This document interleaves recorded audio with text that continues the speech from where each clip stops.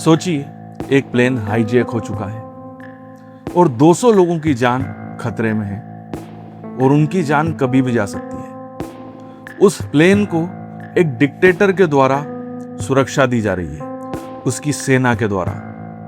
Mission काफी खतरनाक है और उस बीच एक ऐसे पर्सन को चुना जाता है, एक ऐसे सोल्जर को चुना जाता है जिसको उन सभी पैसेंजर्स को अपने देश में वापस लाना है और वो भी सुरक्षित। मिशन काफी खतरनाक है।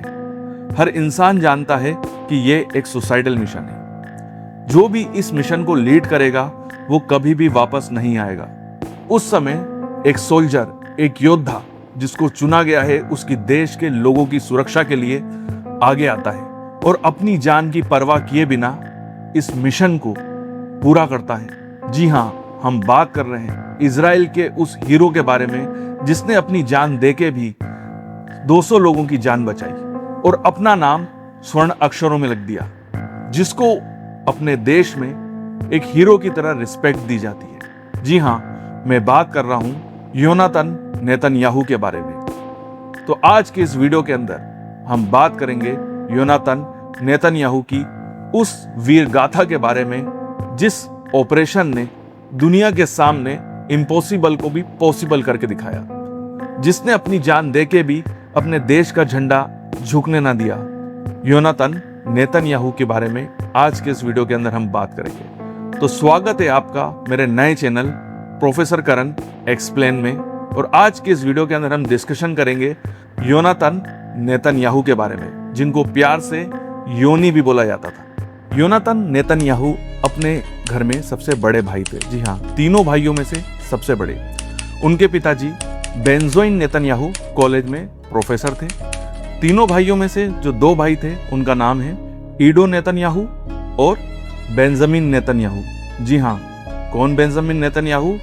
अभी के इजराइल के प्राइम मिनिस्टर। जी हाँ, Israeli prime minister Benjamin Netanyahu के बड़े भाई हैं योनातान नेतन्याहू।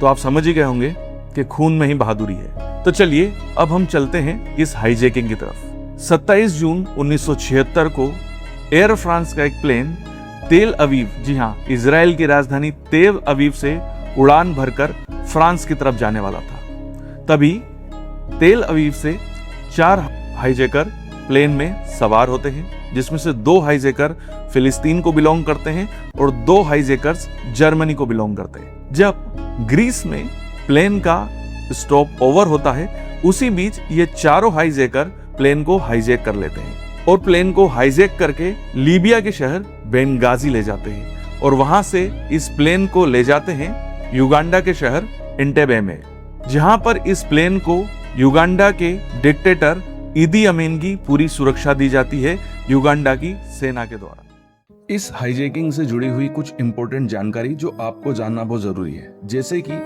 ये जो प्लेन था, ये जो उड़ा था वो उड़ा था इजराइल के airport Ben Gurion international airport से। साथ ही साथ इसका जो स्टॉप ओवर था वो था ग्रीस की राजधानी एथेंस में इलिनिकोन इंटरनेशनल एयरपोर्ट में, और इसकी डेस्टिनेशन थी जहां पर इस प्लेन को पहुंचना था वो था फ्रांस की राजधानी पेरिस का इंटरनेशनल एयरपोर्ट चार्ल्स डे गोले इंटरनेशनल एयरपोर्ट। ये जो प्लेन है वो तेल अवीव से 27 जून 1976 को उड़ान भरता है। इसमें जितने भी पैसेंजर थे वो मेनली ज्यूइश थे और इजरायली पैसेंजर थे। उसके बाद ये जो प्लेन है ये ग्रीस की राजधानी एथेंस में स्टॉप ओवर लेता है, जहां पर इसी प्लेन में 58 और पैसेंजर जो है वो चढ़ते हैं, मतलब बोर्ड होते हैं। साथ में इन 58 मतलब 58 पैसेंजर्स में से 4 हाईजैकर्स भी होते हैं। एथेंस से ये प्लेन दोपहर की 12:30 बजे पेरिस के लिए उड़ान भरता है। अगर हम इन हाईजैकर्स की बात करें तो 2 हाईजैकर्स जो कि जर्मन ओरिजिन के थे या जर्मनी को बिलोंग करते थे, जिनका नाम था विल्फ्रेड बोस और ब्रिगेटी कोहिलमैन, बेसिकली ये रेवोल्यूशनरी सेल्स को बिलोंग करते हैं, और 2 फिलिस्तीनी हाईजैकर्स जो कि PFLPEO को बिलोंग करते हैं। इनका नाम है जैल अल अर्जा और फयाज अब्दुल रहीम अल जब्बार। ये 4 हाईजैकर्स एथेंस से बोर्ड हुए थे इस प्लेन में। जब प्लेन एथेंस से उड़ान भरता है तो एथेंस से उड़ान भरते ही इस प्लेन को हाईजैक कर लिया जाता है और हाईजैकर्स के द्वारा, पायलट्स होते हैं, उनको कहा जाता है कि लीबिया के शहर बेनगाजी में इस प्लेन को लेके जाया जाए। जैसे ही ये प्लेन लीबिया के शहर बेनगाजी में उतरता है, वहां पर इस प्लेन को 7 घंटे तक रोका जाता है। बेसिकली इसको बेनगाजी उतारने का रीजन ये था क्योंकि प्लेन में फ्यूल कम हो गया था, तो रिफ्यूलिंग के लिए इस प्लेन को लीबिया के शहर बेनगाजी उतारा गया था। यहाँ पर एक इंपॉर्टेंट घटना घटती है। इस प्लेन में सवार ब्रिटिश ओरिजिन की एक ज्यूइश महिला जिनका नाम पेट्रिका मार्शेल है, वो बोलती हैं हाईजैकर से कि उनको मिसकैरेज हो गया है, उनको 2 माह का गर्भ है और इस वजह से पेट्रिका मार्टेल को हाईजैकर्स के द्वारा लीबिया के शहर बेनगाजी में उतार दिया जाता है। बाद में पता चलता है कि पेट्रिका मार्टेल नाटक कर रही थी, बहाना बना रही थी और उनकी इस नाटक की वजह से उनको हाईजैकर्स के द्वारा बेनगाजी उतार दिया जाता है। पेट्रिका मार्टेल यहाँ पर एक बहुत इंपॉर्टेंट रोल प्ले करती हैं क्योंकि वो इजराइल की जो खुफिया एजेंसी है मोसाद, इस हाईजैकिंग के अगेंस्ट काम कर रही थी। उनको पेट्रिका मार्टेल बहुत इंपॉर्टेंट जानकारी देती हैं, जैसे कि हाईजैकर्स कितने लोग हैं, उनके पास कौन कौन से हथियार हैं, उनकी क्या उम्र है, उसमें से कौन आदमी है, कौन पुरुष है, उनकी चाल ढाल, ये सारी जानकारी पेट्रिका मार्टेल जो है वो इजराइल को, या इजराइल की जो खुफिया एजेंसीज हैं या वहाँ की जो आर्मी है जिन्होंने इस हाईजैकिंग के अगेंस्ट ऑपरेशन किया था, उनको ये सारी इन्फॉर्मेशन देती है और उनकी ये सारी इन्फॉर्मेशन काफी काम भी आती है बाद में। जैसे ही प्लेन बेनगाजी को छोड़ता है, वो युगांडा के शहर एंटेबे की तरफ निकल जाता है। प्लेन एंटेबे इंटरनेशनल एयरपोर्ट पे लैंड करता है 28 जून 1976 को दोपहर की 3:15 पे। ये पर्टिकुलर वो टाइम था, मतलब इस टाइम पे प्लेन को तेल अवीव से उड़े हुए पूरे के पूरे 24 घंटे हो चुके थे। जब प्लेन एंटेबे इंटरनेशनल एयरपोर्ट पे लैंड करता है तो वहां पर 4 और भी हाईजैकर्स जो कि फिलिस्तीन को बिलोंग करते हैं वो इन हाईजैकर्स को ज्वाइन करते हैं। साथ ही साथ इन सभी हाईजैकर्स को युगांडा के प्रेसिडेंट ईदी अमीन का फुल सपोर्ट था। सारे पैसेंजर्स को प्लेन से उतारा जाता है और ओल्ड एयरपोर्ट के टर्मिनल ट्रांजिट हॉल में इनको शिफ्ट किया जाता है। इस पूरी प्रोसेस में ईदी अमीन बार बार होस्टेजेस को विजिट करते हैं और वो उनको समझाते हैं कि वो निगोशिएशन में हाईजैकर्स और इजराइल की गवर्नमेंट का पूरा सपोर्ट कर रहे हैं। अगर हाईजैकर्स की डिमांड की बात की जाए तो उन्होंने इजराइल की सरकार से 5 मिलियन यूएस डॉलर्स की मांग करी थी। साथ ही साथ उन्होंने 53 मिलिटेंट्स को रिहा करने की मांग करी थी, जिसमें से 40 जो प्रिजनर्स थे, जो 40 मिलिटेंट्स थे वो प्रिजनर्स थे इजराइल की जेलों में। अगर वो ऐसा नहीं करते हैं तो उन्होंने ये धमकी दी थी कि 1 जुलाई 1976 से वो जितने भी होस्टेजेस हैं उनको मारना स्टार्ट कर देंगे। अब वापस चलते हैं हम इजराइल की तरफ। एंटेबे इजराइल से 4000 किलोमीटर दूर है। उस समय हाईजैकर्स के साथ निगोशिएशन काफी मुश्किल हो रहा था। उनकी जो शर्तें थी वो बिल्कुल इम्पॉसिबल की तरह थी। इजराइल की सरकार झुकने के लिए बिल्कुल भी तैयार नहीं थी। उस समय इजराइल की सरकार के द्वारा एक निर्णय लिया गया और निर्णय था रेस्क्यू मिशन। हाईजैक प्लेन को युगांडा की सरकार के द्वारा पूरी सुरक्षा दी गई थी। वहां की आर्मी, जी हाँ, युगांडा की आर्मी उस हाईजैक प्लेन को पूरी सुरक्षा दे रही थी। चारों तरफ से उन्होंने प्लेन को घेरा हुआ था। मिशन इम्पॉसिबल था। उसी समय एक फियरलेस कमांडर को चुना गया जिनका नाम था योनाथन नेतन्याहू। योनाथन नेतन्याहू एक बहादुर कमांडर तो थे ही, साथ ही साथ उनको पहचाना जाता था उनके करेज की वजह से, उनकी जोश की वजह से। जो सबसे अच्छी चीज जो उनकी मानी जाती थी वो मानी जाती थी उनका काम नेचर।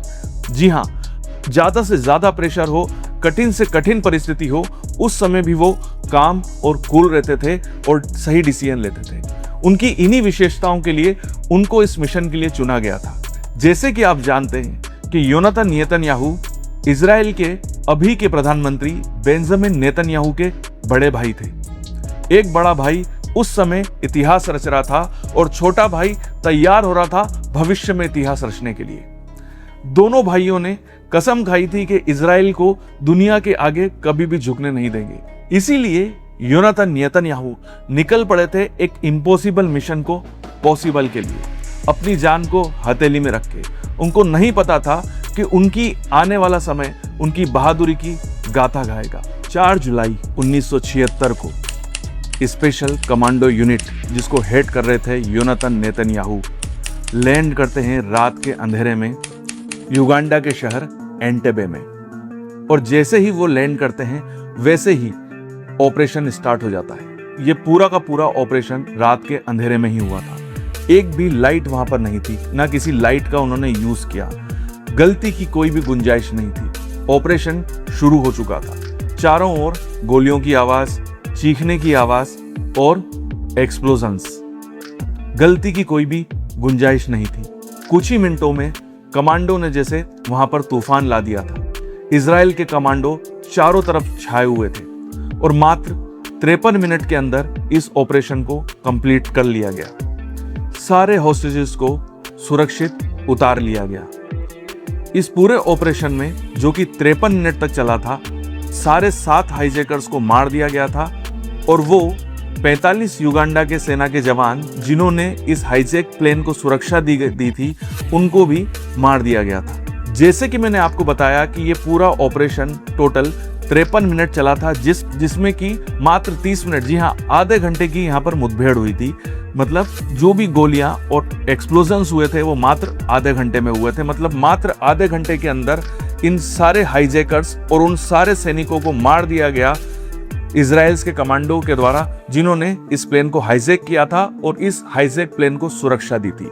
आप समझ सकते हैं कि इस ऑपरेशन को कितनी प्रिसीशन और एक्यूरेसी के द्वारा नेतन्याहू के द्वारा अंजाम दिया गया।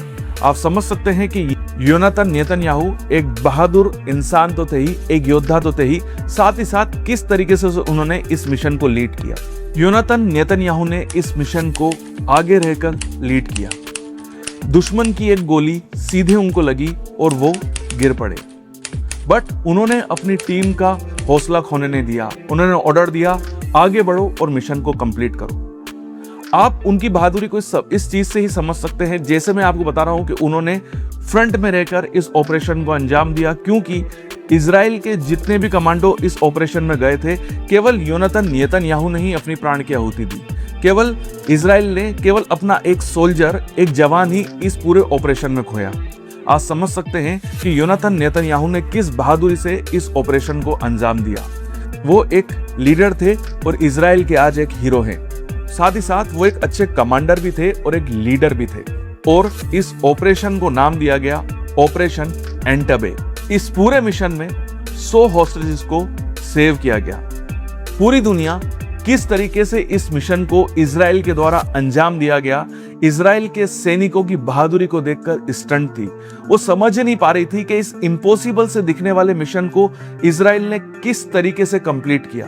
पूरा इजराइल अपनी इस जीत की खुशी मना रहा था, बट इजराइल ये भी जानता था कि उन्होंने इस जीत के लिए एक भारी कीमत चुकाई है। उन्होंने अपने हीरो को सेक्रीफाइस किया है, जिनका नाम था योनातान नेतन्याहू। वो इंसान जिसकी बहादुरी की वजह से, जिसकी सोच की वजह से, जिसकी प्लानिंग की वजह से ये मिशन सक्सेसफुल हुआ था। उस रात केवल एक हिस्ट्री ही नहीं बनी, एक इतिहास ही नहीं बना, एक इतिहास के अलावा एक इंसान का जन्म हुआ, एक सोच का जन्म हुआ, एक फ्यूचरिस्टिक लीडर का जन्म हुआ, जिसका नाम है बेंजामिन नेतन्याहू, जो कि योनातान नेतन्याहू के छोटे भाई थे।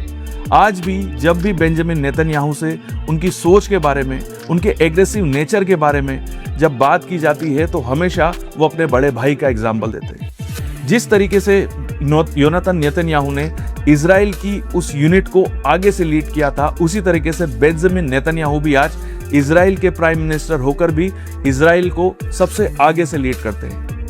जिस तरीके से योनातान नेतन्याहू ने इम्पॉसिबल को भी पॉसिबल कर दिखाया था और उन्होंने बताया था कि इजराइल इस दुनिया में किसी से भी नहीं डरता है, वो जब चाहे, जहां चाहे, किसी भी ऑपरेशन को, अपने दुश्मन को उसके सही अंजाम तक पहुंचा सकता है। उसी तरीके से बेंजामिन नेतन्याहू, उनके छोटे भाई भी उन्हीं को ही अपना आदर्श मानकर आगे बढ़ रहे हैं। आप खुद ही जानते हैं कि दुनिया की सारे देश के अगर किसी देश से सबसे ज्यादा डरते हैं तो वो इजराइल है। इजराइल की ये सोच केवल एक ही व्यक्ति के द्वारा दी गई है, जिसको वो अपना आदर्श मानते हैं, वो है योनातान नेतन्याहू, एक सच्चे कमांडर मात्र 30 साल की उम्र में जिन्होंने अपने प्राण की आहुति दे दी अपने देश के लिए, अपने देश के लोगों को बचाने के लिए। तो आप समझ सकते हैं कि उस इंसान की क्या सोच होगी, क्या वीरता होगी। तो इसी के साथ ये वीडियो हम यहीं पे कंप्लीट करते हैं। ये वीडियो आपको कैसा लगा कमेंट्स में मुझे जरूर बताइएगा। हमारी एक नई शुरुआत है। अगर आपको मेरा ये नया प्रयास काफी अच्छा लग रहा है और आपको लगता है कि मुझे इस तरीके की वीडियोस और बनाना चाहिए, तो नीचे कमेंट बॉक्स पे आप अपने थॉट्स को मेरे साथ शेयर कर सकते हैं। इसी तरीके से आप मुझे सहयोग करते रहें और मेरे नए चैनल को अपना सपोर्ट देते रहें। वीडियो देखने के लिए थैंक यू वेरी मच। आपके उज्जवल भविष्य की कामना करता हूं और यहीं बने रहिए मेरे साथ।